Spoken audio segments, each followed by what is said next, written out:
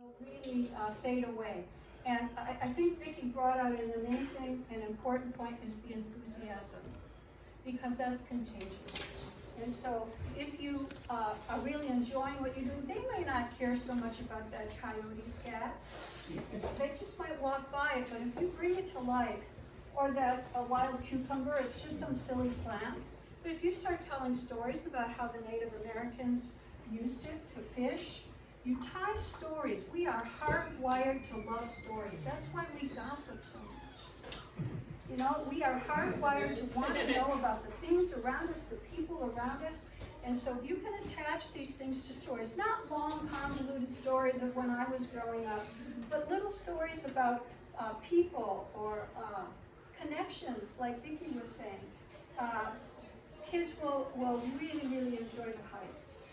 But I want to share something that teachers use this all the time. It might be a teacherese term that you've never heard before, but it's called teachable moments. And if we can remember these things, and those of you that have been teachers and worked with kids, you'll probably go, yeah.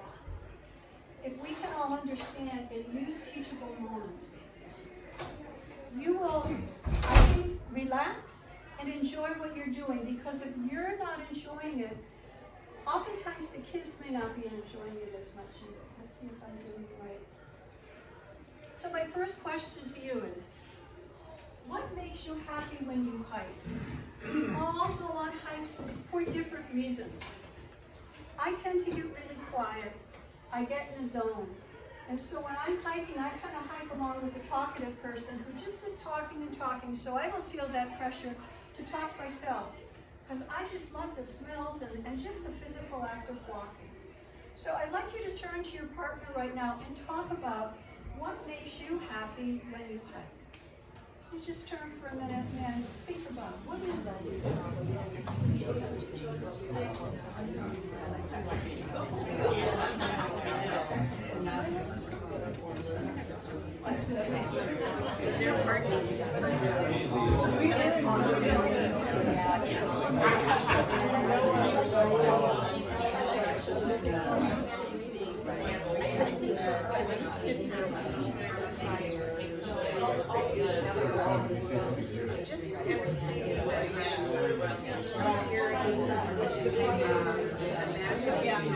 One more minute. So wrap it up.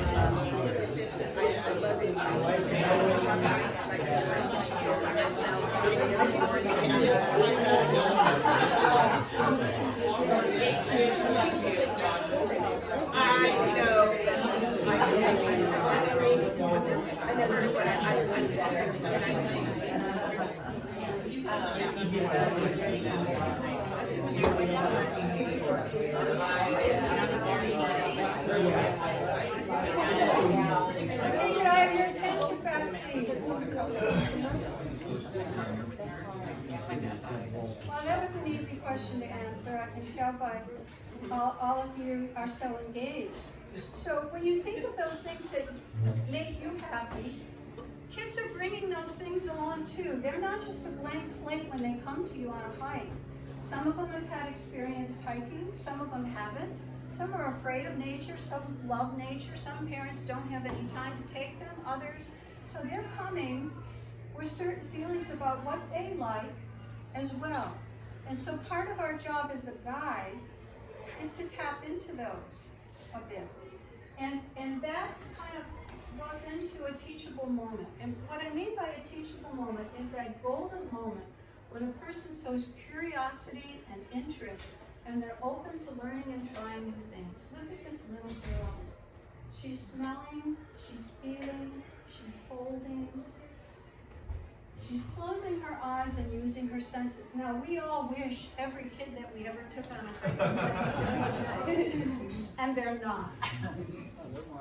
And sometimes kids like this get passed over a little bit because they're not the rowdiest ones. They're not the ones that are running up ahead that you're looking about for safety or asking a lot of questions. They're just taking it in. But when you go on a hike, remember those things that make you happy, but also remember that the kids might be coming with other things that make them happy. But we look for these teachable moments. We look for those times when the kids are showing us that they're curious, they're interested, and they're open to new things. And if they're not, if they're complaining about the heat, or when it's lunch, or whatever, I'm going to talk about some techniques to create your own teachable moments as well. Because in some ways, kids are different, and as a principal, I really had to face this every day, both in elementary and middle school. Kids know how to find information, and information is bombarding them. And if they're interested in something, they can Google it immediately, they can watch YouTube videos, whatever it is. They're not looking for somebody to tell them what it is to be interested in. And you look here, okay, look at here. These are texts that are sent. Okay, so they're talking to each other about things. Look at YouTube.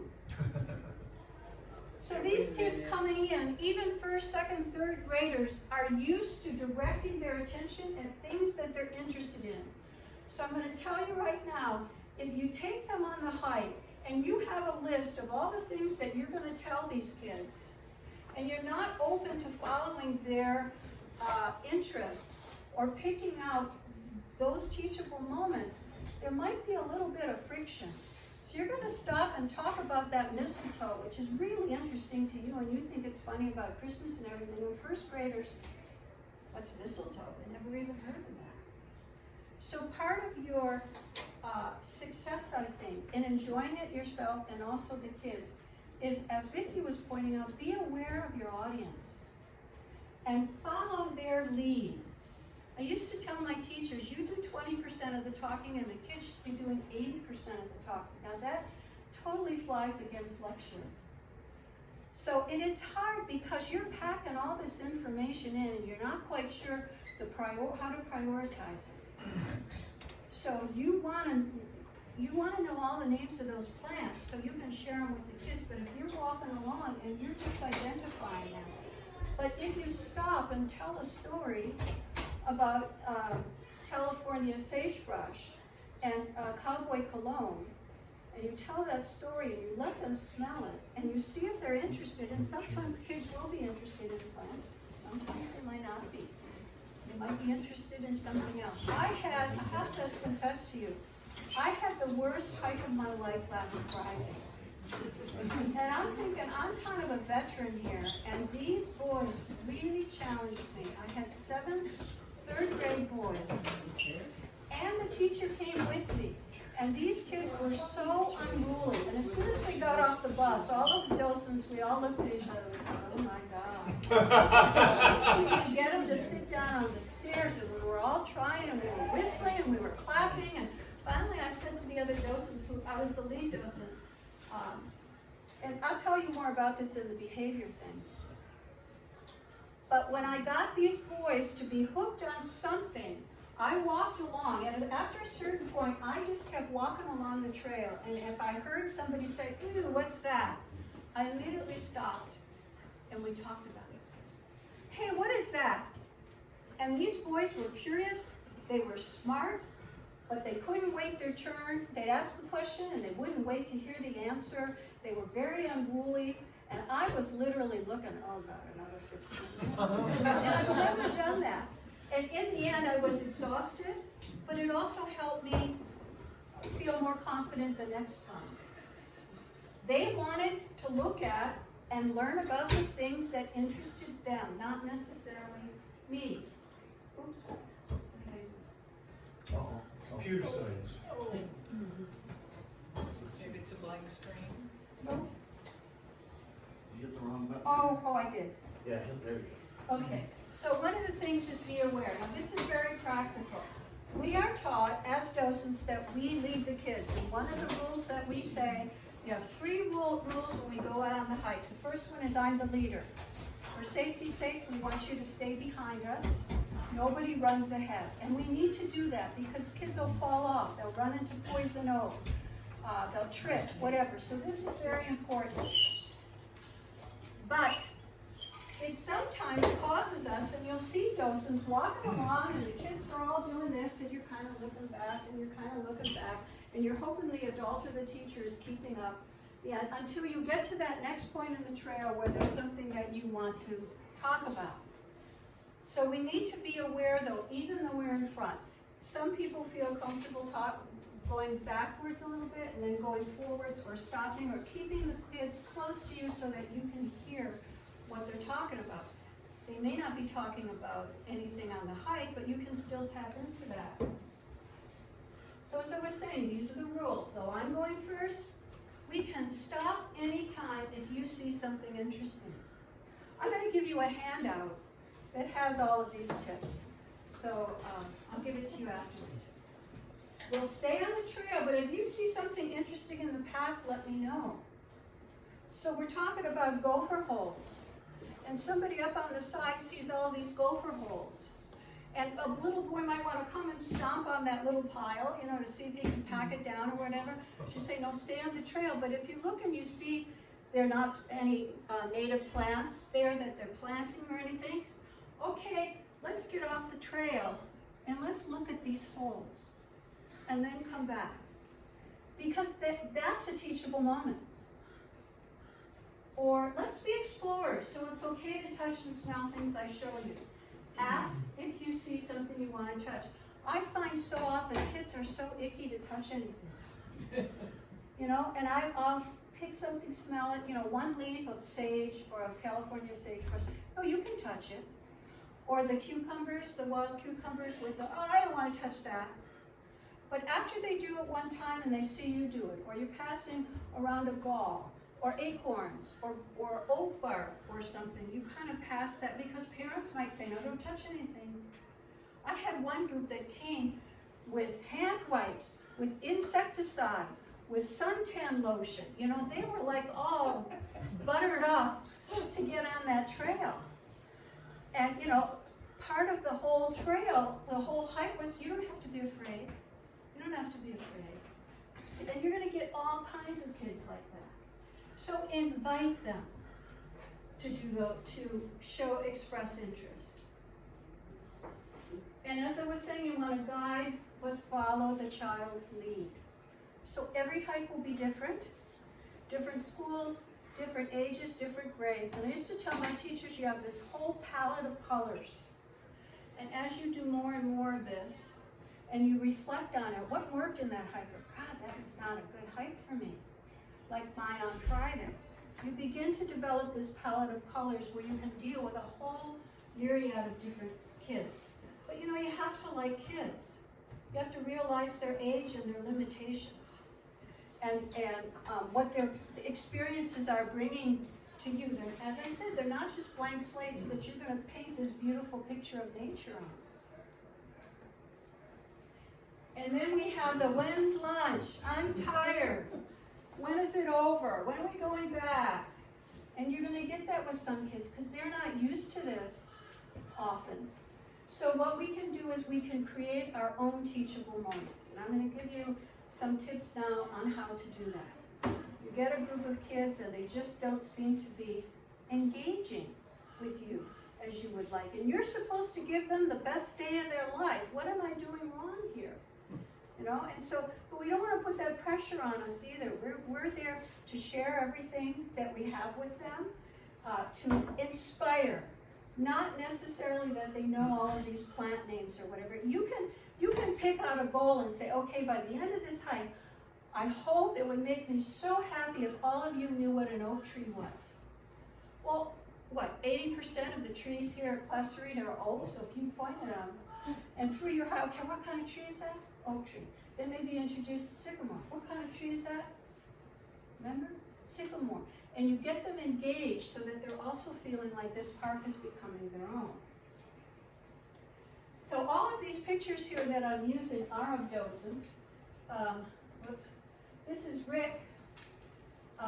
He usually shows the birds. But here he's talking about, this is a great place if you don't know already for lizards. There are always lizards that are hiding in this area, and if, you know, kids really want to see animals, they're not necessarily going to see a lot of animals, but they're going to see evidence of animals, and that's why scat is so important.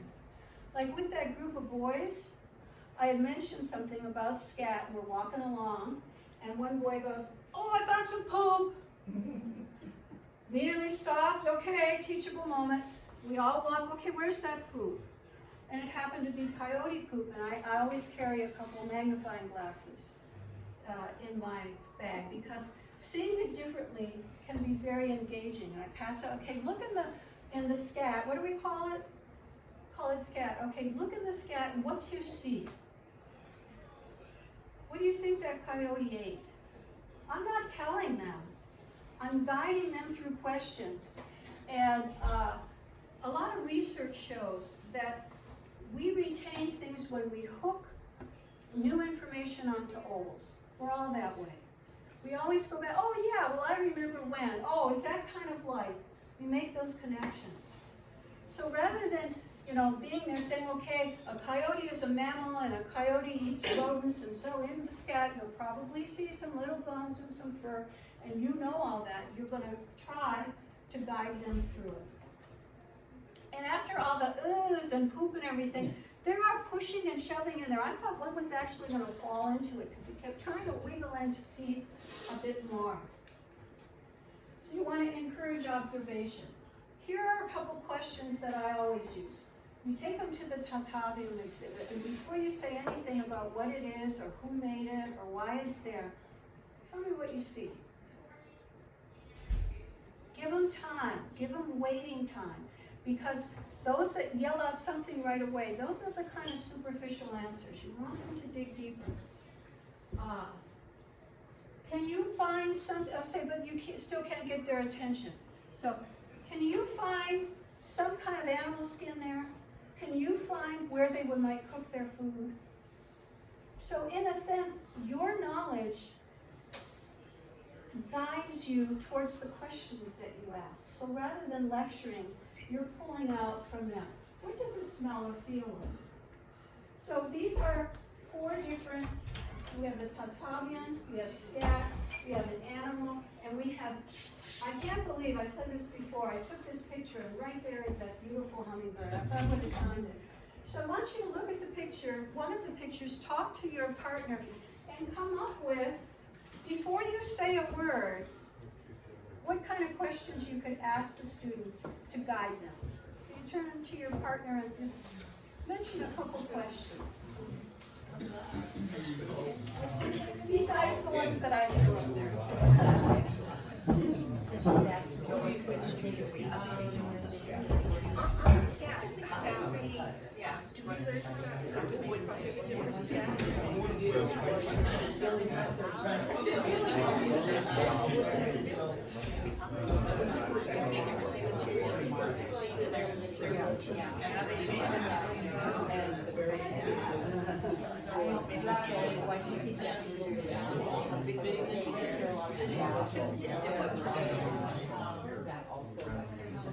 Or do you think this?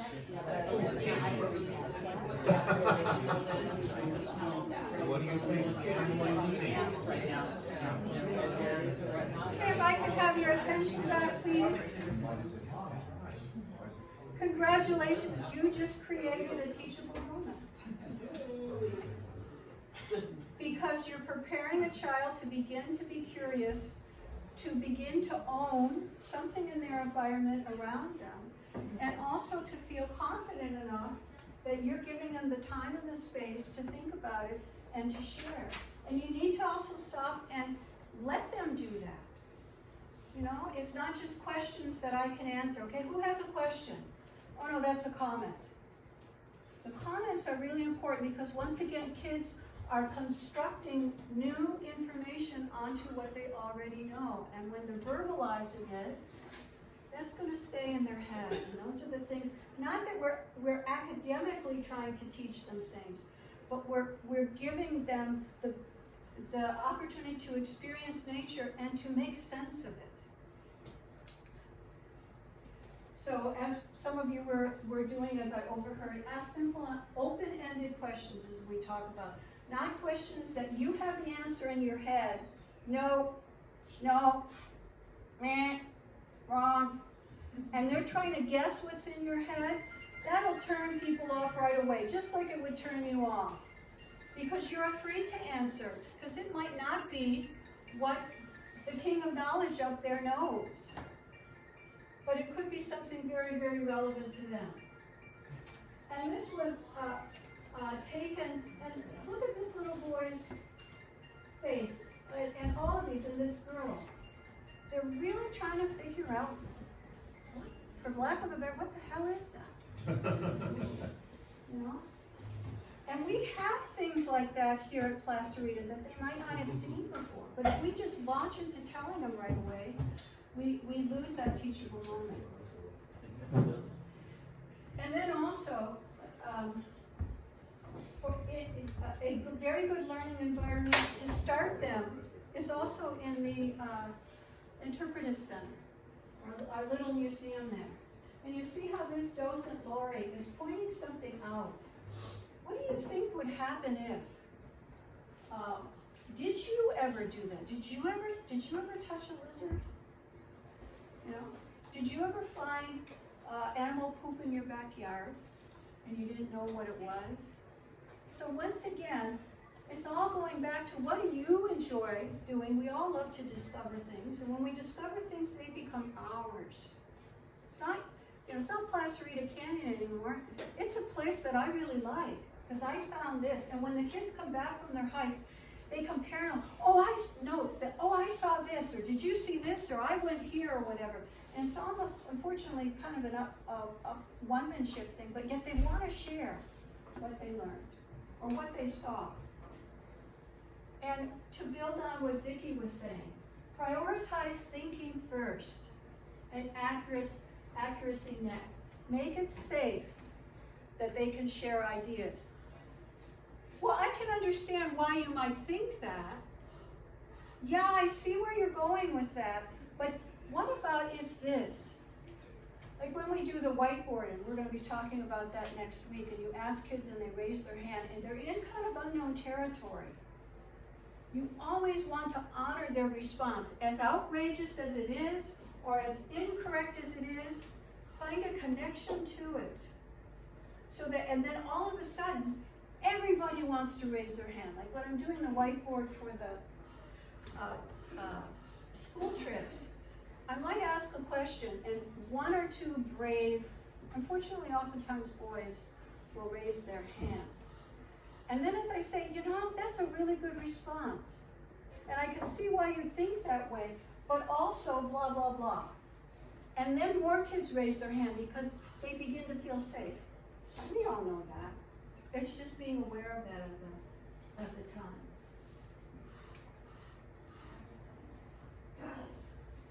And then, to kind of sum this up, if we could describe what a hike really is, it's just a bunch of shared experiences. And we get letters all the time. And this is just a very basic one. Dear tour guide, thank you for showing my class all the animals and plants. Thank you for taking us on a nature hike. I enjoyed it a lot.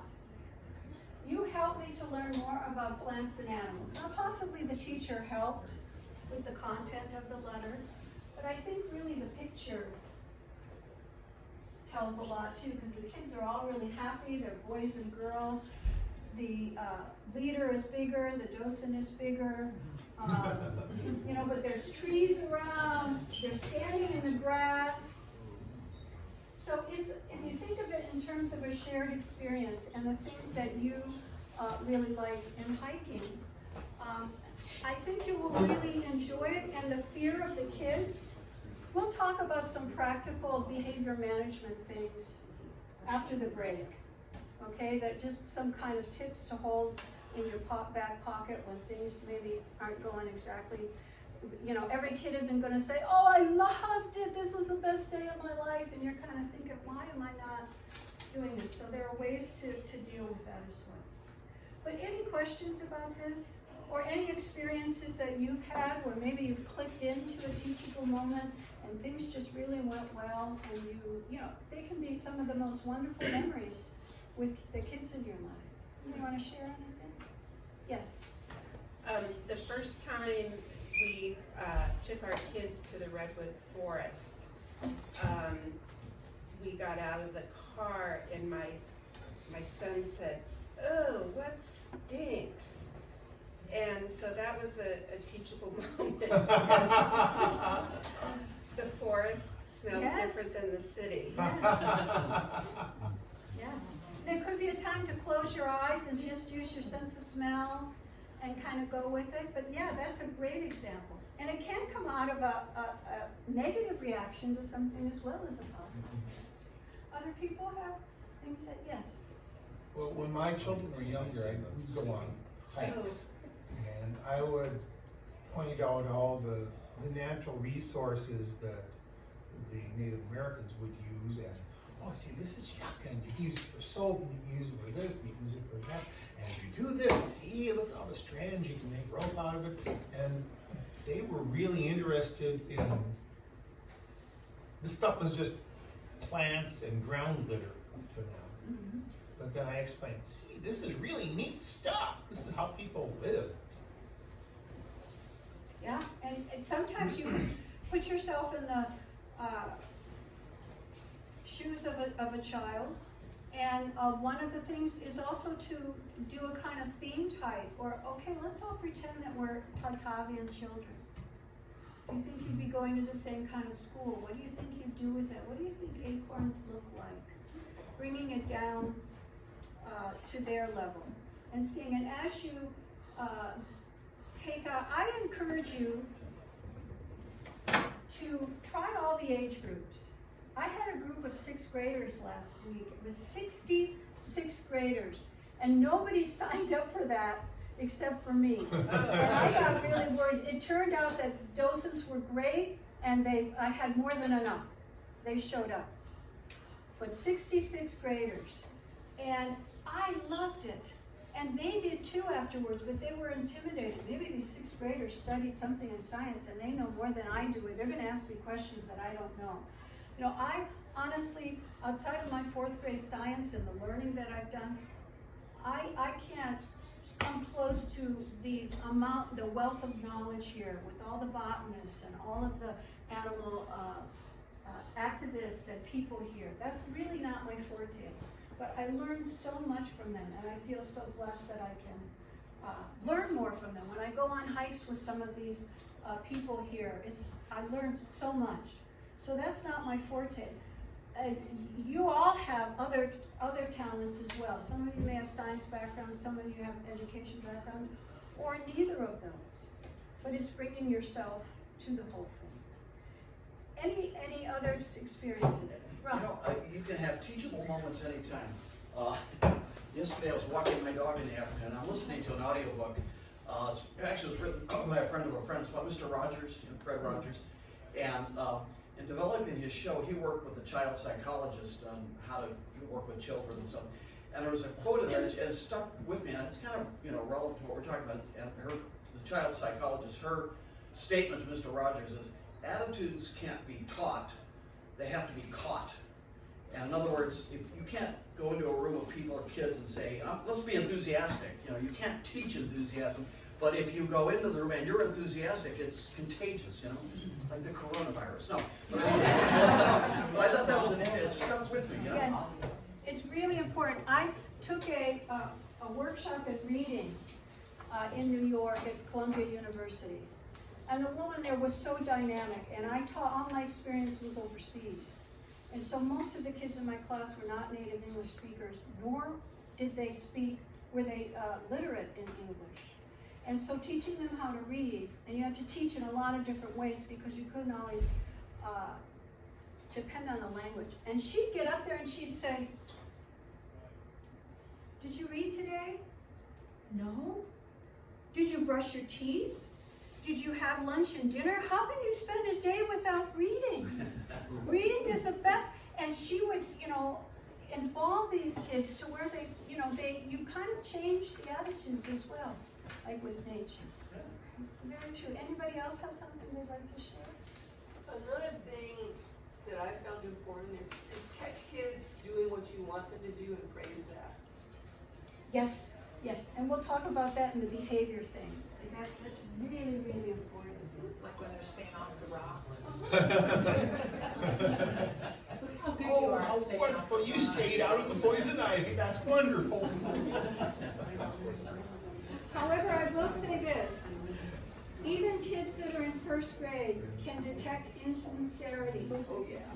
And so we went through a phase where we were supposed to praise everything they did, Yeah. and it becomes background noise. So you need to find something that, it might be a baby step, but it's still something that you're sincere about, because they'll detect it right away and it'll become background noise. And it won't learn how to do that. Okay, I think now we'll break for how long, Ron? Do you want to? Let's say 15 minutes. Okay. Enjoy your breakfast. Thank you for listening so far. And we'll talk more about getting attention, and we can share all of our techniques that we've learned about that. Thank you for coming back.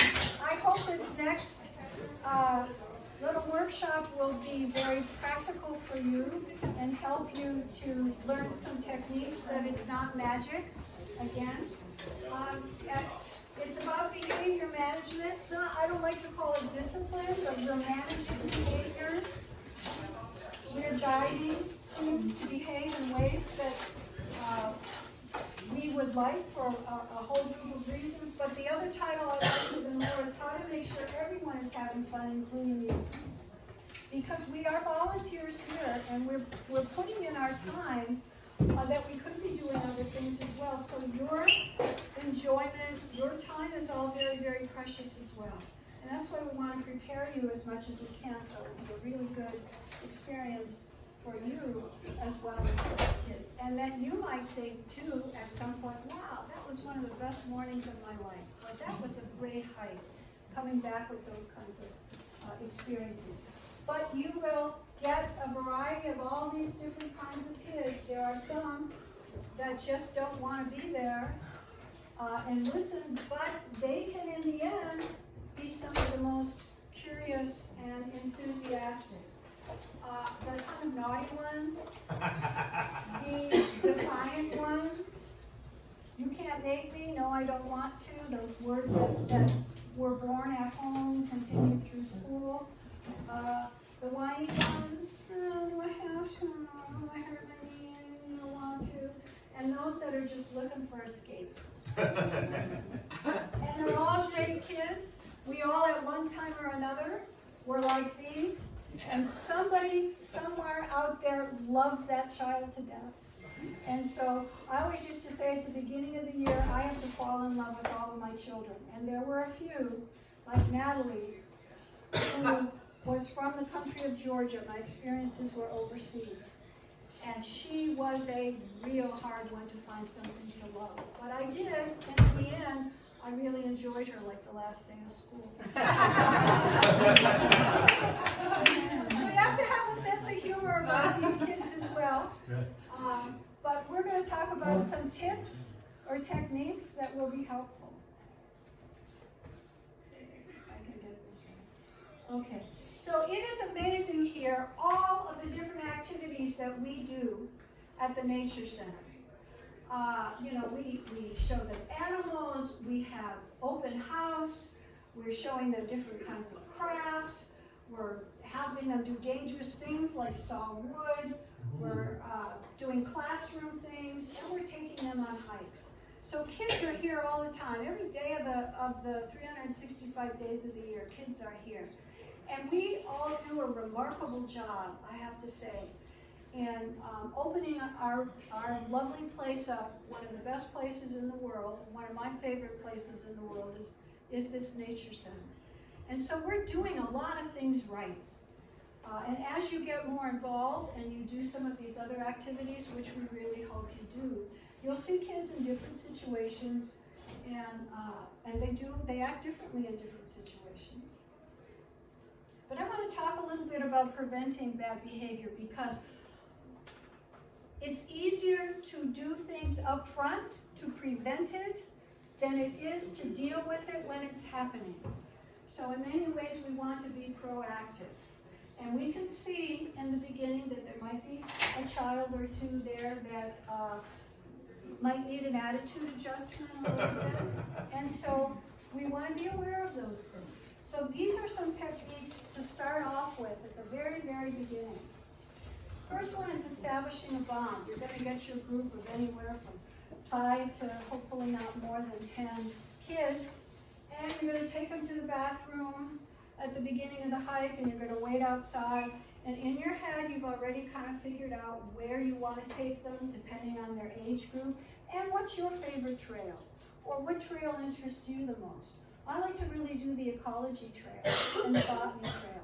There are a lot of interesting things out there. Some of the docents head right for the hillside trail. Some are interested in more of the history and whatever. They go to the heritage trail first. And depending on your age group and your interests, you're going to take them there. I recommend that you try a lot of different ones, but then you'll probably be some that will just fit into your comfort zone. So as you're waiting out there, and they're going to the bathroom and coming, you can kind of ask them about what, have you ever been on a hike? What did you like about nature? Do you have any pets? Start establishing a bond with them, talking with them. I am a very firm believer in name tags. And so I have paper name tags, and as they're coming out of the bathroom, I ask the teacher or parent who's with me to write the name tag, and I put it on. Because it's a lot easier to say, hey, come back, don't run, and just say, Johnny, come here. Or you really need to listen, Sarah, because other people can't hear when you're talking like that. Or for the more quiet ones, hey, Herb, what do you see here?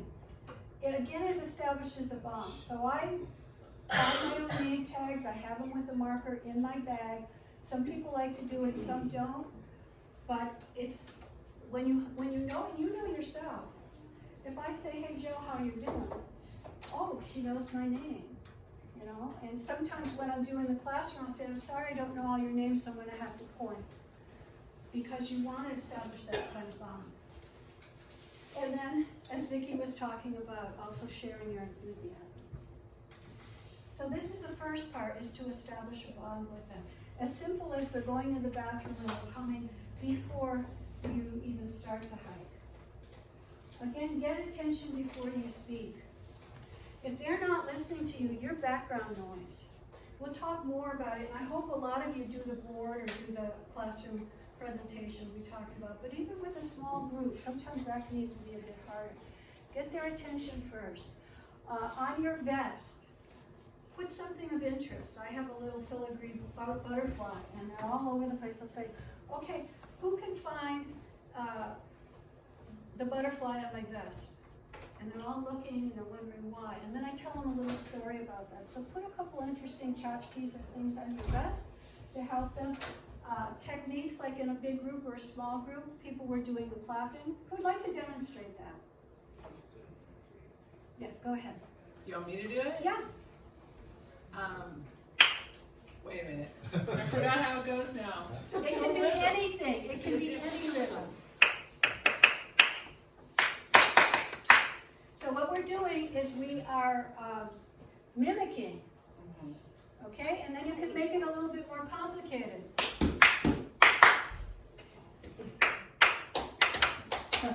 Okay? Now, what I always do is ask the teacher what they use. They're coming off the school bus. And if I'm the lead docent, we're lining them up. So I'm going to be really practical here. And so I go to and they're all sitting there looking around on the steps. Are we going to have our snack? What's going on? Oh, I want to sit over there. Oh, it's cold. And so I go to the teacher, I say, what do you use to get attention? And these kids are pretty much hardwired in their schools, and that's what they're used to. This is an attention getter. The clapping is an attention getter. Focus point, that was a new one for me. Focus on me, or you say 1, 2, 3, and the kids respond, eyes on me. You might feel a little silly doing this, but it works like a charm. Class, class. Class, class. Yes, yes. Quiet coyote. Okay. Anybody want to share any other one? I'm gonna use that one. If you don't do this, you're setting yourself up for them to know this isn't an important person that I really don't need to listen to them. So take the moment, even if it takes a minute to get their attention, and draw them back in throughout the hike as well. I have something really exciting I want to tell you, but I can't say it until you're all listening. Or when you're all talking at once, it's confusing me. Can you all be quiet and listen? Another one is when you're trying to get their attention. Okay, depending on the age group. There are 6 of you here. How many eyes are in our group altogether? 12. Okay, I want to count 12 eyes. 1, 2, 3, 4, 5, 6, 7, 8, 9, 10, 11, 12. Immediately they're looking at me. So there are a lot of different techniques like this. Docents have others. Anybody have any other ones that they want to share?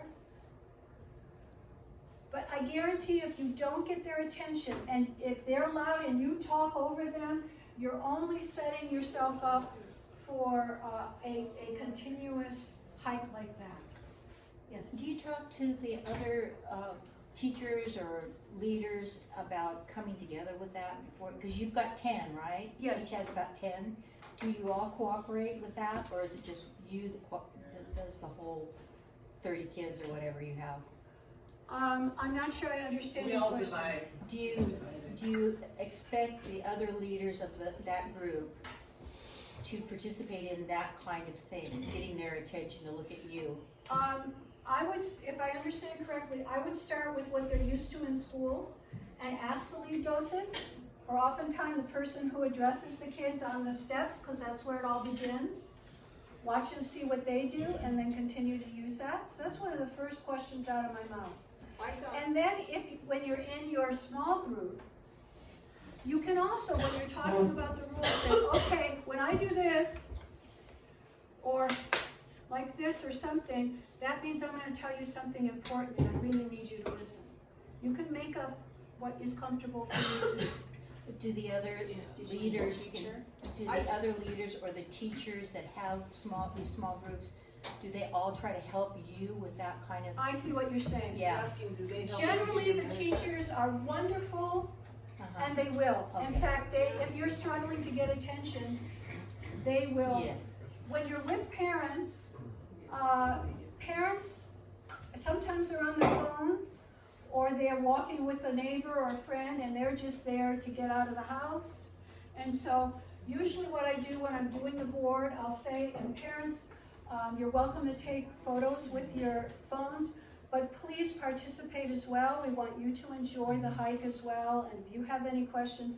So I'm inviting them to be an active participant. You can say that at the beginning of your hike too. You know, but we always have groups with one docent and one adult. That adult could be a teacher, it could be another docent, or it could be a parent. And we do that for safety reasons as well. So if something happens to one child, an adult has to take, let's say they get sick or injured or whatever, that assigned adult can go with that one individual child, and you can be there with the rest of the group. There are a few exceptions, which I'll get to though. One, yeah.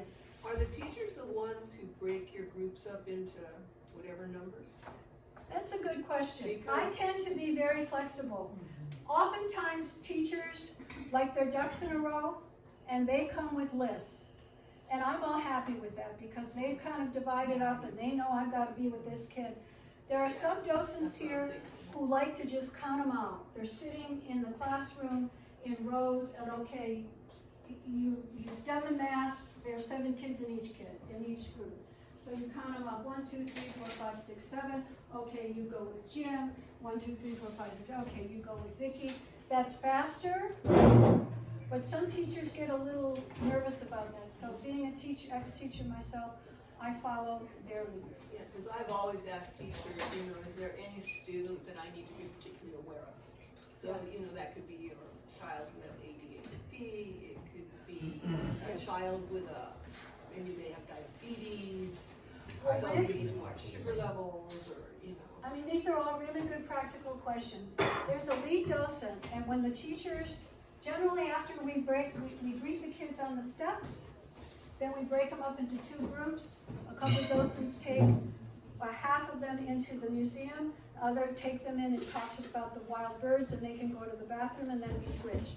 And that's the time when the lead docent takes the teachers into the gift shop, we get their donation, we ask them questions, and one of the things we ask is, do you have any special needs kids or any kids that are not able to go on an hour hike? And generally, they'll tell us no, or they'll say, well, there are a couple kids that have allergies, but I have an EpiPen, or whatever. And so then, or they'll say, yes, there's, we have 1 or 2 children that have ADHD, but I'm gonna take them with me. And then as a lead docent, I would put that group with an experienced docent, or one who wouldn't mind dealing with that, versus somebody who might be thrown a little bit by it. Yeah. Do you ever have groups of special needs classes, like perhaps high Yes. functioning autism, that Yes. sort of thing?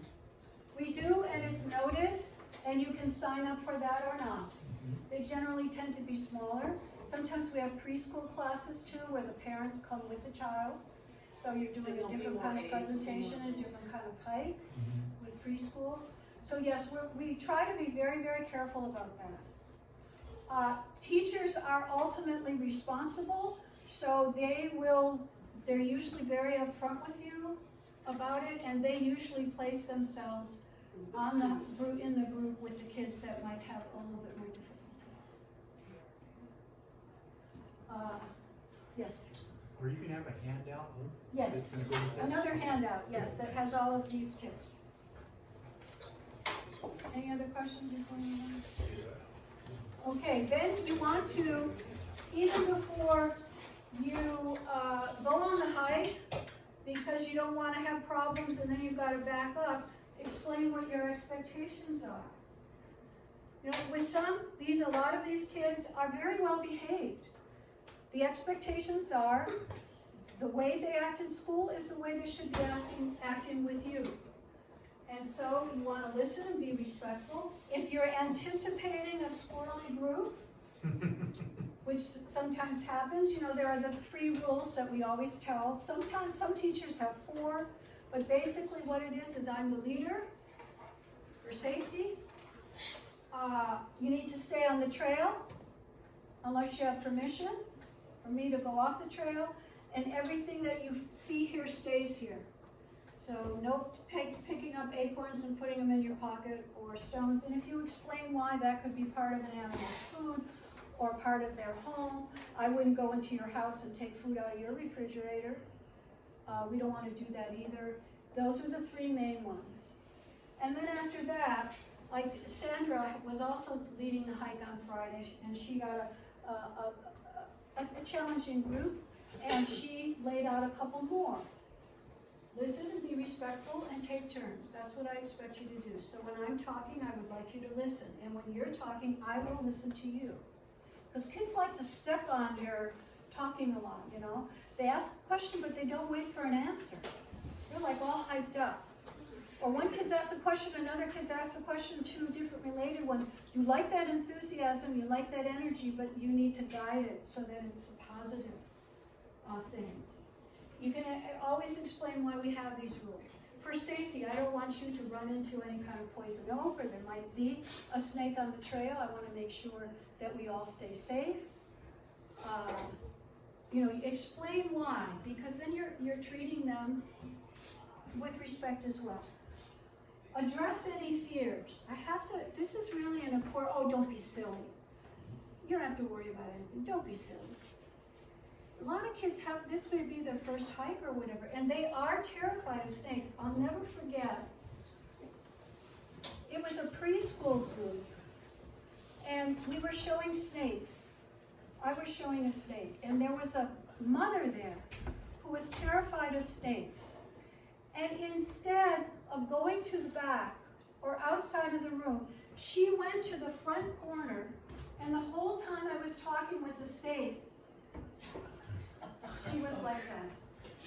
And I turned and looked at her, and I said, maybe you want to leave the room. And here are all of these 5-year-old kids, it was kindergarten actually, 5-year-old kids that are seeing this trusted adult acting like that. So we talked about it and address your fears. You fear things that you don't really know about. The more you learn about them, the less fearful you are. There's a part, an amazing part along one of the places where I hike, where there's a lot of scorpions, little holes where there are lizards and there are scorpions and there are trapdoor spiders. And I often stop there and just say, what do you see? A bunch of holes. If you could look behind the holes, what would you see? And then they start talking about it. Usually a lot of the kids think that snakes are in the holes, and we have to talk to them about where snakes really live. I talk about scorpions. And there was one little boy that the whole hike was walking like this. They're not touching things. So address their fears right away. I'm here to keep you safe. You know, if you're afraid of something, let me know. Because a lot of these are they're little kids as well. Explain what will happen on the hike. Just as we want to know, we want an agenda, we want to know what's going on. Kids do too, and if they know, we're going to go on an hour hike, I'm going to take you on some of the trails, we're not going to be able to see it all. There's no bathroom, so you need to go to the bathroom now. And you kind of explain, and when we're done, you're going to get your lunches, and you'll go to the picnic area, and you'll have your lunch. And I have a watch, so I know, because I'm going to be hungry just like you, so you don't have to keep asking me. They'll relax a little bit. And then I was talking about tell stories as you teach. Anytime you can tell a little story, they're going to. And if you can do these things, you set the stage.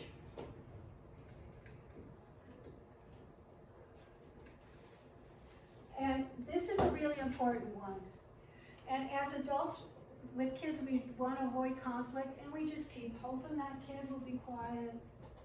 Just keep hoping that kid would stop elbowing that other kid or bullying the other kid.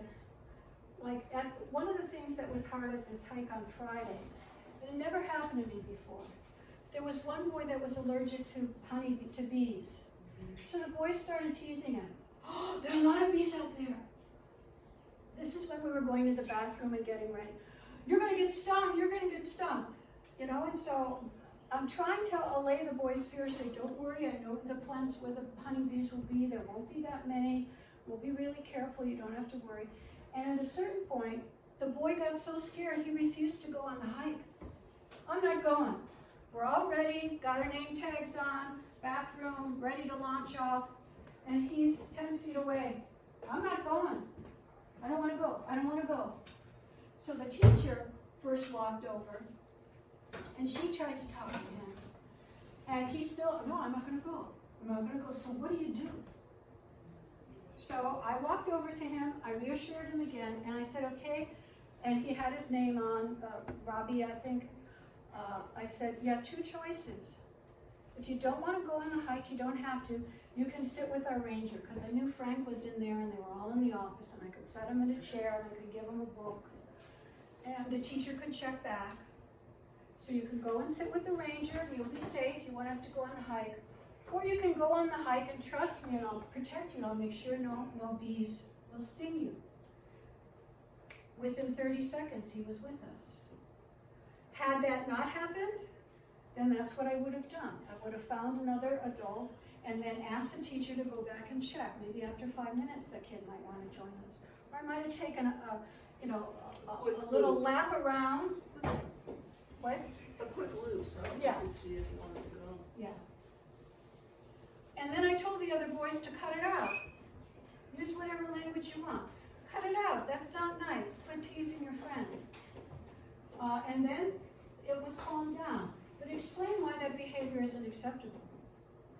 You know, I have some things that I want to share with you, and I want to hear the things that you've done too, but we're not going to be able to do that if you're always talking and not really listening, or you'll get a chance to talk. And give them a choice with a consequence if misbehavior continues. Sometimes we're afraid. You know, we don't want to be the meanie, but in the end, if we set it straight and we're consistent, because honest to God, 95% of the time, there really isn't any problem. But sometimes there is, and oftentimes it might be because the docent is just hoping that the problem is going to go away instead of addressing it. Yeah. The most important thing when you give a choice is to give two choices that are both acceptable to you. Oh, definitely. And some docents do it. They try to kind of scare the kid, and then the kid might call their bluff, And then what do? Then you're back in the corner. You know, oftentimes the kid won't, but I really like to, as Barbara was saying, give options or choices that I'm happy with as well. What are some acceptable consequences? If you don't stay on the path, I'd like you to walk right next to me. Okay, so I know that you're safe. And so they might, and sometimes kids want negative consequences, they like the attention as well. If, another one might be, if you continue to behave like that, I'm not gonna be able to keep you safe, so you might have to go back with the parent.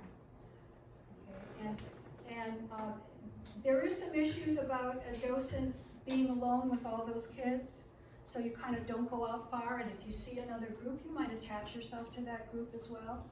So there was one docent who had a really bad experience, and he was saying, what should I do? And so that's something that you kind of help each other a bit as well. I'll get into it a little bit more besides the consequences. It's also finding something they're doing right. We tend to like to find something wrong that they're doing. So keeping them close to you, or having the parent or the teacher being close.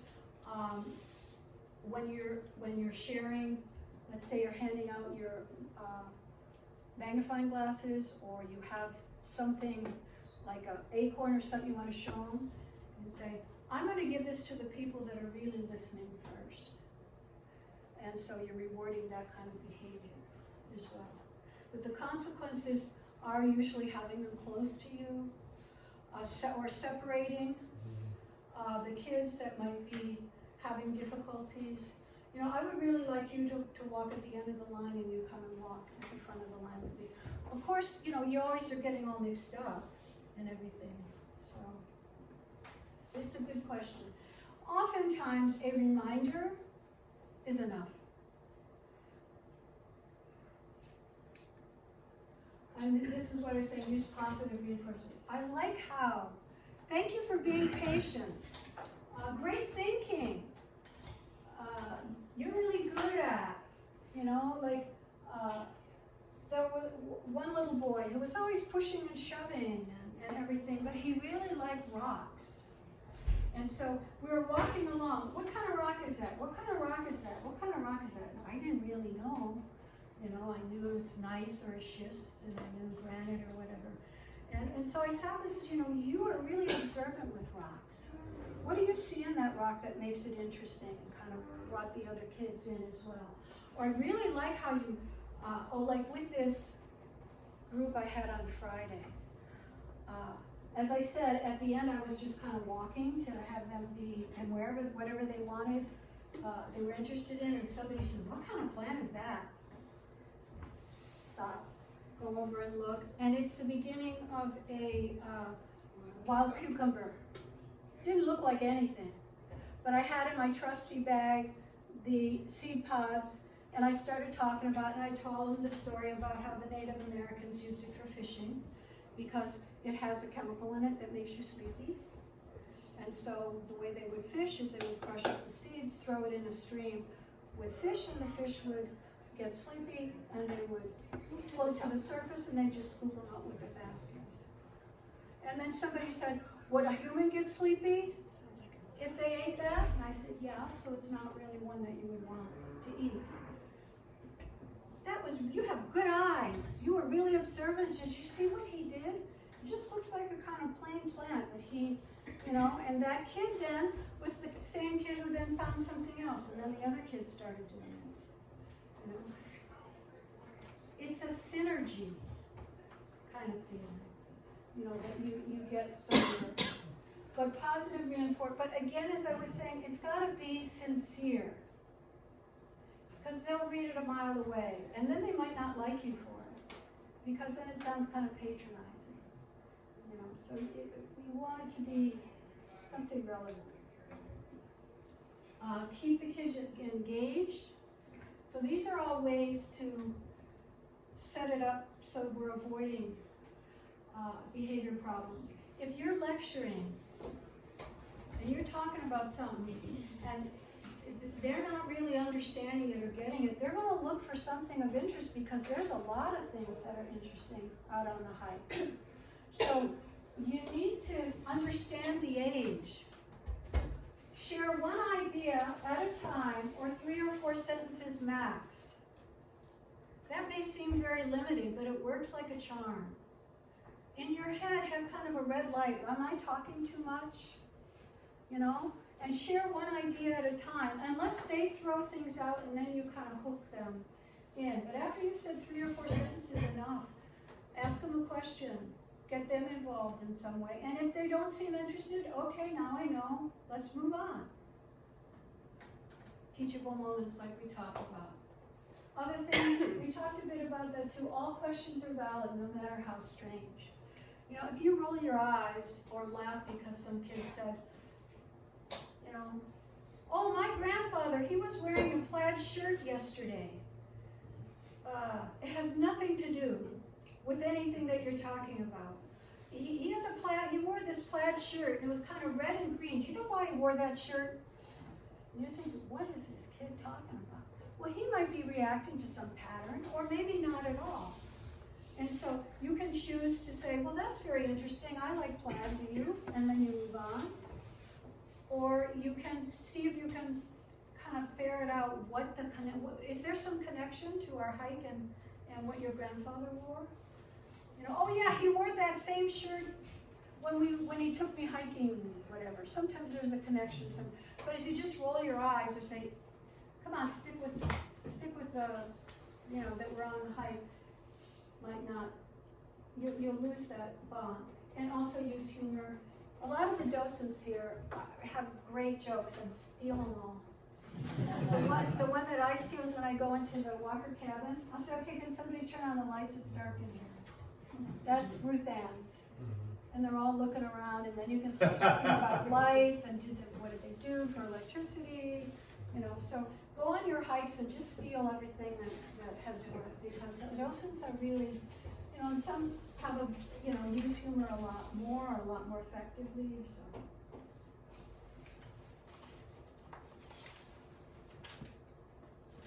Okay, so now we're talking about, any questions about what I was talking about or any experiences that you've had where that might have worked? It's good now. This is a practical time. So how many here have already monitored a hike or two?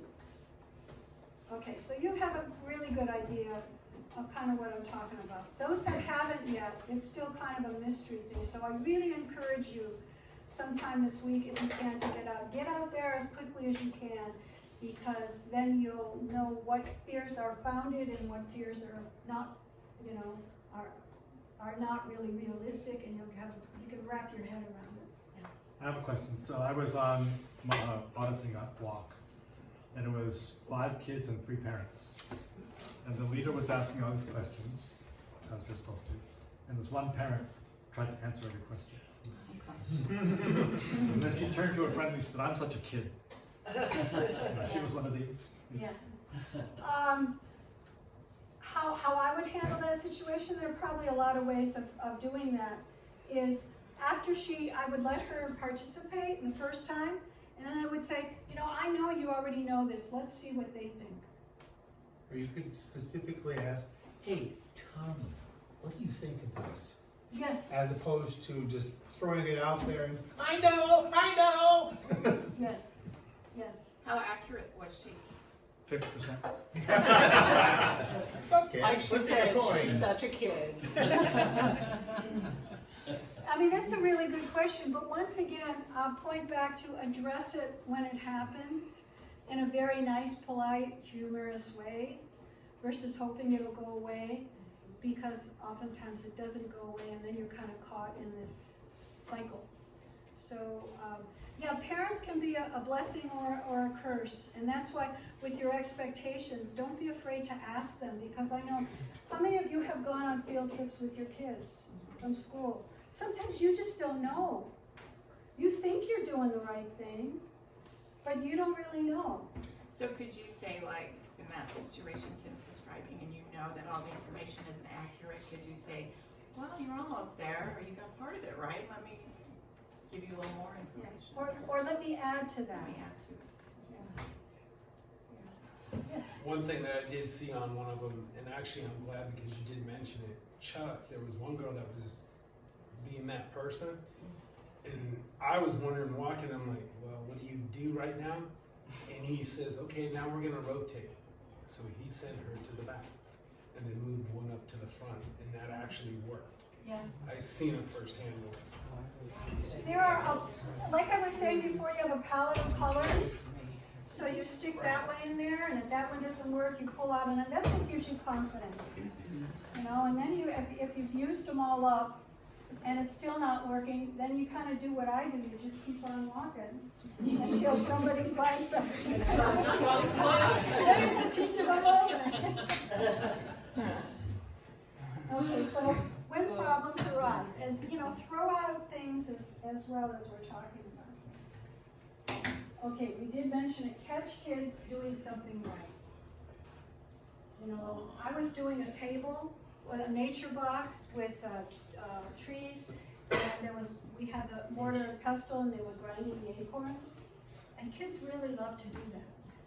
And this one boy was throwing the leaves and doing, you know, things and teasing the other kids, and I was thinking, oh, I'll go on to the next table. But he was really curious, and then I showed him this, and he was there grinding and really took a lot of pride in it and really got very, very involved. So I complimented him on it. We started talking about it because he found something that interested him. It was this teachable moment. But catch them doing something right, but again in a sincere manner. And use I statements. Some of you have ever taken any child psychology classes or conflict resolution. When you say, why are you doing that? And you're you, your first is a defensive reaction. And I don't like you, so I know what ticks you off, I'm going to continue to do that. Or you become defiant or obstinate.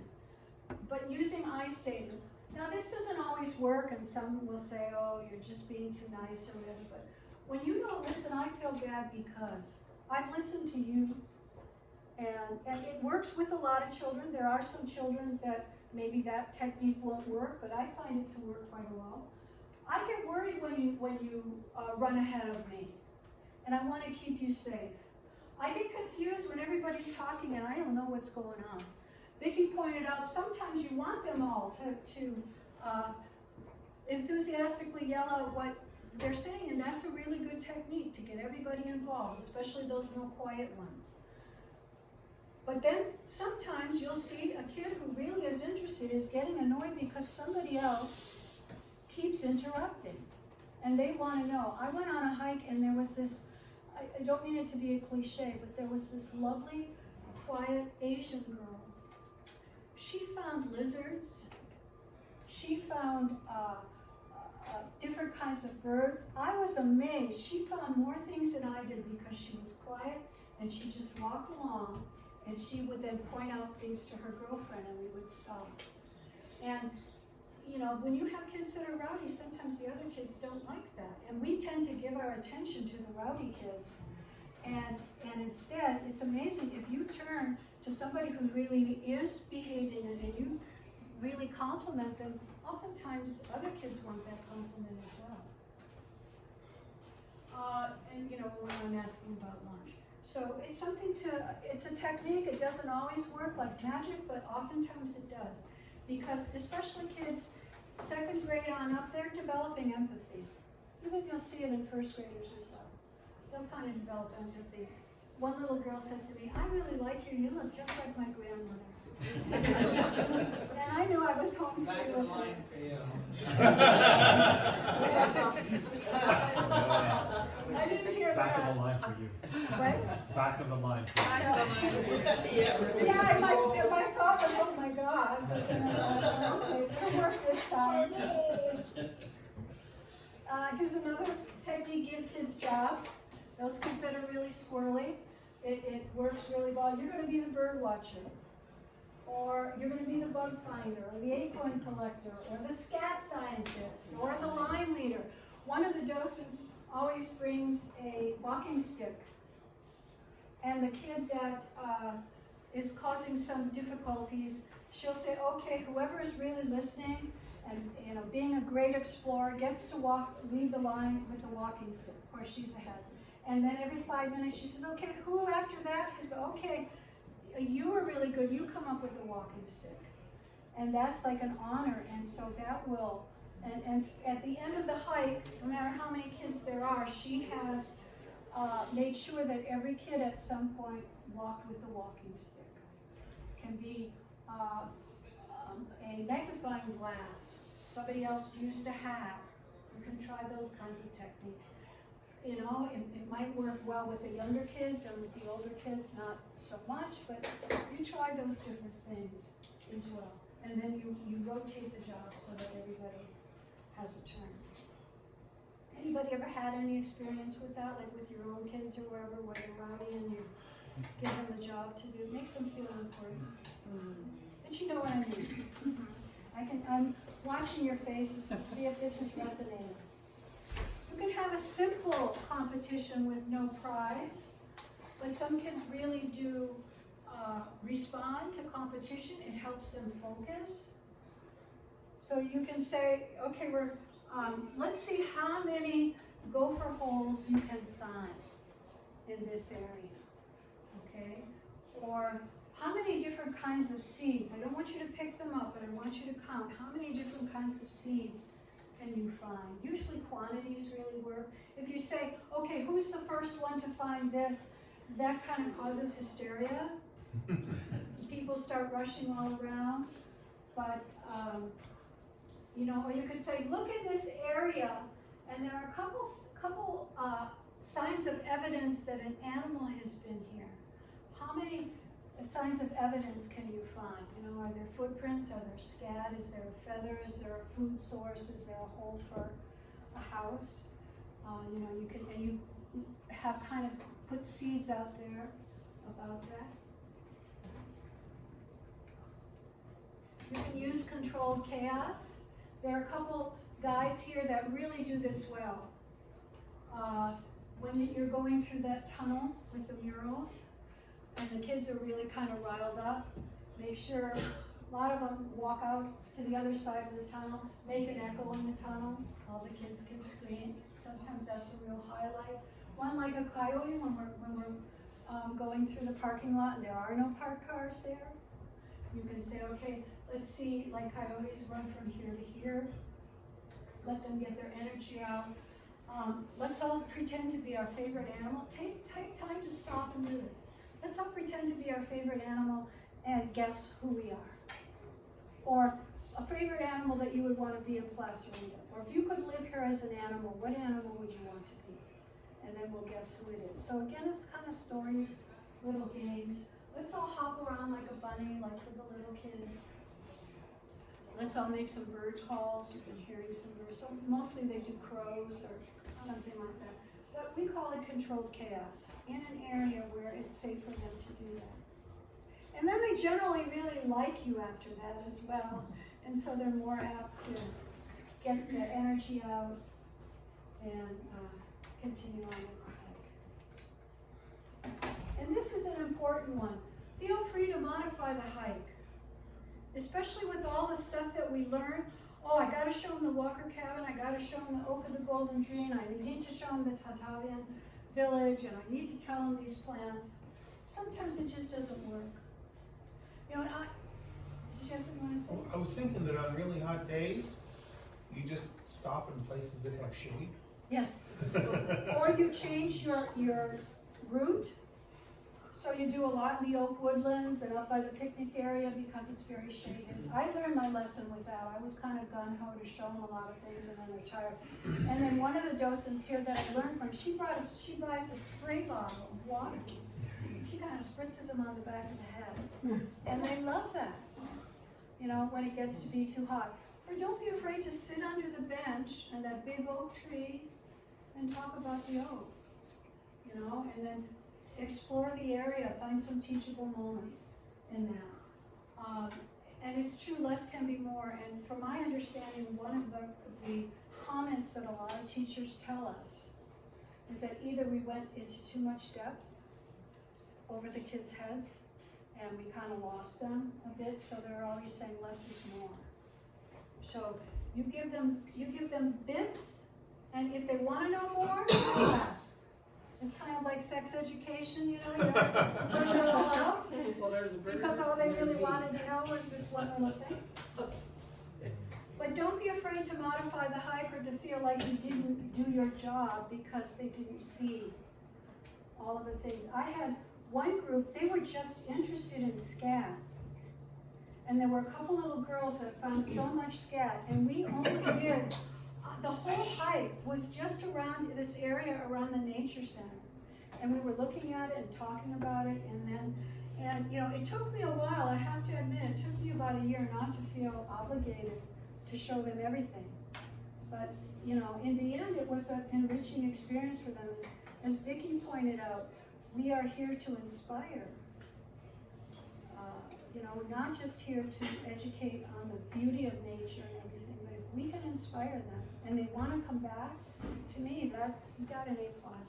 And I think a lot of docents even say this is, I want you to learn so much today that you can teach your own hike to your parents, bring them back, and so pay attention, pay really close attention so you can bring your family back, you know, and let them make a teachable moment to their family. But I've heard other docents say that too, but that's one of the things I say in when I get going. Pay attention because I want you to. Yes, and it's, you know, we all have different ways to engage, and we all have different entry points for how we learn. And for some kids, it'll be, yeah, I want my mom and dad to be proud of me, and I want to go home and really, and every now and then I'll throw out a vocabulary word and I'll say, okay, that's another thing, is if you find you're losing the students, a lot of times it's because they don't know what words you're talking about, they don't understand the words. So be very, very aware and take the time. And also, I often say to them, if I say something that you don't get, or use a word that you don't understand, ask me, let me know, and you can tell by their faces as well. But yeah, and bringing things back, showing their little brothers or sisters as well, those kinds of things. But don't be afraid to modify the hike. Also because of the weather, sometimes it's raining, and we still take the kids out if they're dressed well. Otherwise, we have a whole thing in here that we do. It's quite fun and elaborate. Then you can also ask the teacher or parent for assistance, and that's the thing that we were talking about before. That why don't you go back and walk with Mrs. So-and-so or Johnny's mom? And don't be surprised either if the child that's misbehaving is the child of the parent on the hike. Because as teachers, we know that the kid is perfectly fine until mom shows up, and then oftentimes their behavior is very different. They get whiny, or they get a little obstinate, and they want additional attention or whatever. But teachers in general have been great. They really want the kids to have a good experience. They want you to have a good experience. They're very grateful to you and thanking you. Generally, some of them will actually have the kids applaud or thank you, those that are aware of good manners. So they're a very good resource. And the other thing too is, if you have a hike and you had a kid or a situation that you weren't sure how to deal with, talk to your colleagues. What would you have done in that situation? And teachers do that all the time as well. You know, I had this kid and I didn't know what to do. What would you do? And you know, we all have a wealth of experience as you do more and more, and start sharing it. I still go on hikes. I went on a hike with Vicki last week, and I purposely tagged along because I learned things from Vicki, and I knew we were doing this, and so, you know, and we have very, very similar styles in how we address the kids and how we organize the hike and that kind of thing. You know, and they could be different. And if somebody else's style is different from yours, doesn't mean that yours isn't valid or, you know, effective. I was gonna ask if you did any kind of formal debriefing after the kids leave. If docents get together as a group and do like a real short debrief. We do it informally. Like on Friday, there were about 5 of us that were all sharing. you know, well, what'd you think of that group? You know, once they're off, and we no longer have responsibility for it. So we do it in an informal way a lot, but we don't really have any formal ways of doing it. But, I know something that's been and it's not, I've been embarrassed before because there's been a student, the parent, I haven't matched the student with it. Hey Johnny, you know, get off the rocks as a reminder from the parent. But here I am, the representative, and it turns out that that parent is that it's really awkward. awkward for whom? It's awkward for me that after I find out that it's that person's child that I'm reprimanding. I dismiss it going, well, I'm doing my job out here. Because you have every right, because it is your responsibility to keep the kids safe. And I do use that word. And it's your responsibility to make sure that nothing is damaged and that they're not adversely affecting the enjoyment of the park for others. So, and it's no different than if that parent had come into the teacher's classroom to help for the day and her child did something and the teacher intervened. Mm-hmm. Yeah. It's like, it's really not the parent's job to intervene. But you know how parents are these days. My child never does anything I'm wrong. just kidding. Oh, God. I would be embarrassed as the parent. that's why I asked her. Yeah, that I hadn't thought to correct my child before someone else did. It's the You know, parent. sometimes in a situation like that, also the parent feels that they don't want to step on your authority, and so they're holding back and not saying anything because they feel like it's not their place. So, you know, when you are the leader, you are the boss, and you do what needs to be done, what you want, what you think should be done, and whatever they do. I normally don't have a problem, but every once in a while I catch myself going, oh, I didn't put those two together. Yeah. But sorry, I had to be. I'm really not grumpy. Really, I'm not. I'm pretty fun on my hikes. But you know, a hike is a synergy between all the elements, and it comes out differently every time. I love diversity, so no hike is ever the same. That's for sure. I was on a hike last week with Ryan, he's my mentor, and there was a little boy and his dad was on the hike with him. I didn't say anything, but it was hard not to say anything because he was so belligerent and so rude to his father, and his dad couldn't get control of him, and his dad would say, okay, we're gonna leave if you don't stop. No, you stop. You're talking to me, you know, and so he's really, really belligerent with his dad. And Brian's mistake right there was, I set a boundary, you crossed it, and I didn't follow through. You don't have to follow through on one thing you So said. I don't have to listen to anything you say, Dad. Brian just kept doing the tour, and the other kids, but everybody kind of was stopping.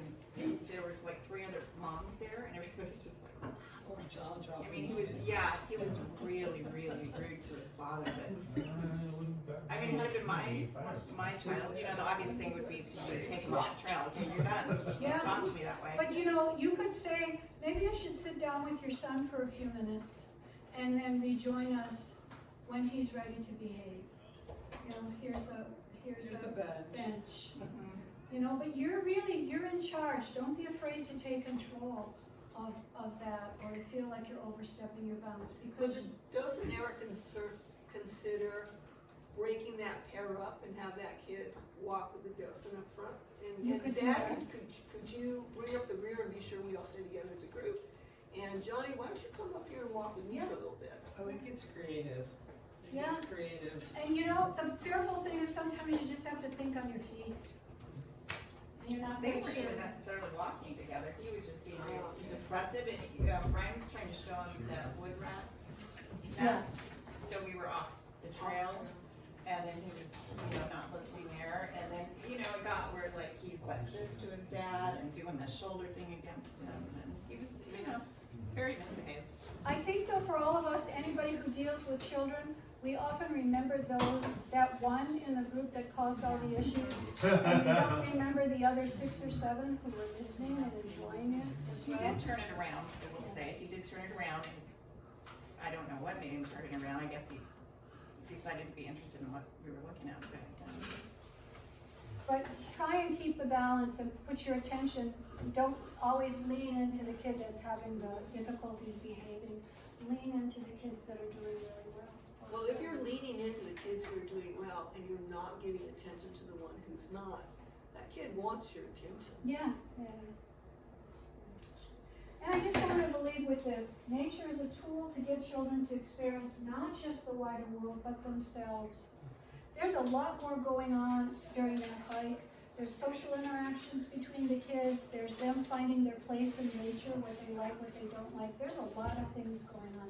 That's why I think going back to Vicki showing the mandate is really to inspire, you know, and all of this great knowledge and information that you have, share with enthusiasm and whatever, but your ultimate goal is to help them develop a lot of nature. Now we have a little bit of, I'll pass this out and I'll pass it over to Vicki. She's So don't get all excited, it's not quite time to go home yet. But remember, just as in every other class, we're giving you a flood of ideas, and you don't need to have all these things memorized. You won't need to put all of these things into play, but it's to give you some background, and you can pick the things that are going to work for you and have some ideas. And the behavior management is very important to talk about, but gee, I don't know if you caught her saying 95% of the time there is no issue. It's really, really rare to have a problem where you're going to have to put in some big behavior management techniques. Especially, I know it also depends partly on your level of tolerance, because my daughter is a professional teacher, and she went on one of my walks with me once, and she said, "Man, those kids were all over the place. Did that drive you crazy?" I'm like, "They were?" So, you know, depending on who you are, you find your style, what works for you. One thing that we were scheduled to do today is talk about our docent bag. That is part of trail technique. And every docent, you'll see they usually have some kind of bag along with them. I'm not going to go through all the items in mine. As you go out with docents, you'll find them using some of the things that they carry around with them. I want to give you one warning. Don't rely too heavily on the things in your bag. Those are a supplement for the real things you're really seeing out there.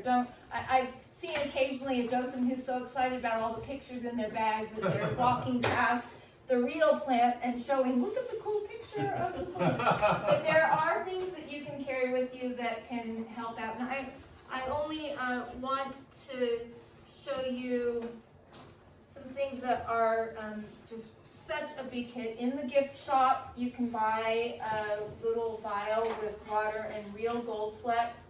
When you go to the Oak of the Golden Dream, for some reason, kids think this is just so amazing. Can I hold it? Can I touch it? Because gold has this mystique to it, and I think that's a really useful thing. Carrying around acorns in case you can't find them.